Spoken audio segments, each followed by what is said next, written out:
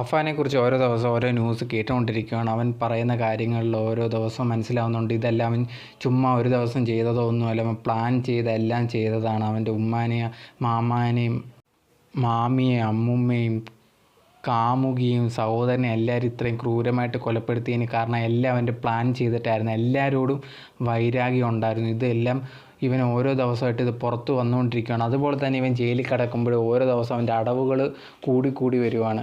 അവൻ തലയിറങ്ങി വീഴുന്ന കണക്ക് അഭിനയിക്കുക, അതുപോലെ തന്നെ പോലീസിനോട് ഭീഷണിപ്പെടുത്തുക, ഞാൻ മരിക്കും, ഞാൻ എങ്ങനെയെങ്കിലും മരിച്ചിരിക്കും എന്നൊക്കെ പറഞ്ഞ് ഭയങ്കരമായിട്ട് പോലീസിനെ ഭീഷണിപ്പെടുത്തുക. ഇങ്ങനെയുള്ള കാര്യങ്ങളെല്ലാം ഓരോ ദിവസം അവൻ ചെയ്തുകൊണ്ടിരിക്കുകയാണ്.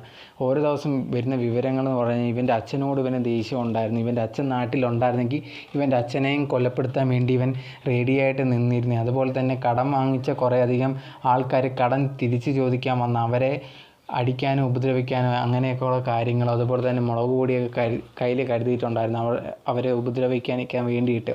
അതുപോലെ തന്നെ ഈ ഉമ്മയായിട്ട് ഇഷ്യൂ വന്നതെന്ന് പറഞ്ഞാൽ ഉമ്മയാണ് ഇതിനെല്ലാം കാരണം. ഉമ്മ കാരണമാണ് ഈ കടം വന്നതെന്നുള്ള കാരണം ഉമ്മയായിട്ട് ഇവന് ഭയങ്കര ദേഷ്യം ഉണ്ടായിരുന്നു. പക്ഷെ ഉമ്മ ഇവൻ്റെ അടുത്ത് ആ തലേ ദിവസം പറഞ്ഞിരുന്നു, നീ കാരണമാണ്, നിൻ്റെ അധിക ചിലവ് കാരണമാണ് ഇവിടെ കടം വന്നത് എന്നുള്ള കാര്യങ്ങളൊക്കെ സംസാരിച്ചിരുന്നു. അതിനെ തുടർന്നാണ് ഭയങ്കരമായിട്ട് അടിയാവുന്നതും ഉമ്മയെ കൊലപ്പെടുത്തുന്നതും. അതുപോലെ തന്നെ അവൻ്റെ കാമുകിയോട് അവന് ദേഷ്യം ഉണ്ടായിരുന്നു.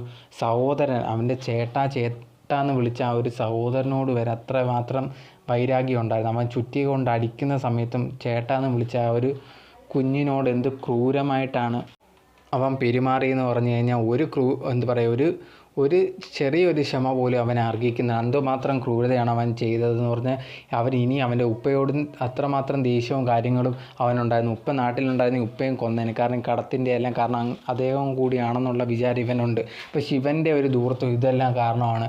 അതുപോലെ തന്നെ ആ ഒരു കാമുകിയെ വീട്ടിൽ വിളിച്ച് വരുത്തി കൊല്ലപ്പെടുത്തി.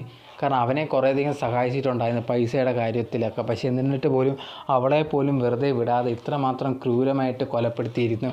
ഇത് കഴിഞ്ഞിട്ടൊക്കെ അവന് കുറ്റബോധം ഉണ്ടെന്ന് വെച്ചാൽ അവന് കുറ്റബോധം ഒന്നും തന്നെയില്ല. നിങ്ങൾ കേട്ടിട്ടുണ്ടായിരുന്നു അവന് വൈകുന്നേരം പൊറോട്ടയും ചിക്കനും ഇല്ലെങ്കിൽ കഴിക്കാൻ പറ്റത്തില്ലെന്ന് പോലീസുകാരോട് പറഞ്ഞെന്ന്. ഇങ്ങനെയൊക്കെ ഉള്ള യവന്മാരെയൊക്കെ എന്ത് ചെയ്യാൻ, ഇവനെ ചെറിയ ശിക്ഷ കൊടുത്താലൊന്നും പറ്റില്ല. അവനൊക്കെ അർഹിക്കുന്നതിന് അത്ര പരമാവധി ശിക്ഷ തന്നെ കിട്ടണമെന്ന് തന്നെ. ഇവനൊന്നും ഒരു കൂസലോ കാര്യങ്ങളോ ഒന്നുമില്ല. നിങ്ങൾ ഫോട്ടോസ് എല്ലാം വരുന്ന അല്ലെങ്കിൽ വീഡിയോസൊക്കെ ഈ ഒരു കോടതിയിൽ കൊണ്ടുപോകുന്നതൊക്കെ കണ്ടു കഴിഞ്ഞാൽ മനസ്സിലാവും എന്ത് കൂളായിട്ടാണ് നടക്കുന്നതെന്ന്. ഇങ്ങനെയുള്ളവന്മാർക്ക് എന്താണ് പറയുന്നത്, നല്ല രീതി ഇന്നത്തെ തലമുറ എന്തുമാത്രം ചീത്തയായിട്ട് പോയിട്ടുണ്ടെന്ന് ഇവനെയൊക്കെ കണ്ടാൽ മനസ്സിലാവും. വീട്ടിലൊക്കെ നല്ല ആൾക്കാരൊക്കെ കാണുമ്പോഴത്തേക്കും നല്ല പാവമാണെന്നൊക്കെ ചിന്തിക്കും. എന്നിട്ട് പോലും ഇവനൊക്കെ ചെയ്തിട്ടുള്ളത് വെളിയിൽ പോലും ഇവനൊന്നും കുറ്റബോധം എന്ന് പറഞ്ഞൊരു സാധനമില്ല.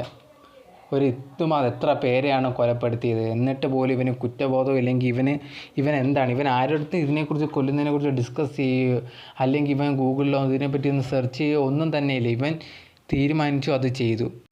അതും വലിയൊരു കാലയളവിൻ്റെ ഒരു പ്ലാനായിരുന്നു. അപ്പോഴത്തേന് പെട്ടെന്ന് ചെയ്തതൊന്നുമില്ല. അപ്പോൾ അങ്ങനെ ചെയ്തവന് കറക്റ്റായിട്ടുള്ള തന്നെ ശിക്ഷ കിട്ടണം. ചെറിയ ശിക്ഷയൊന്നും കിട്ടിയാൽ പോരാ.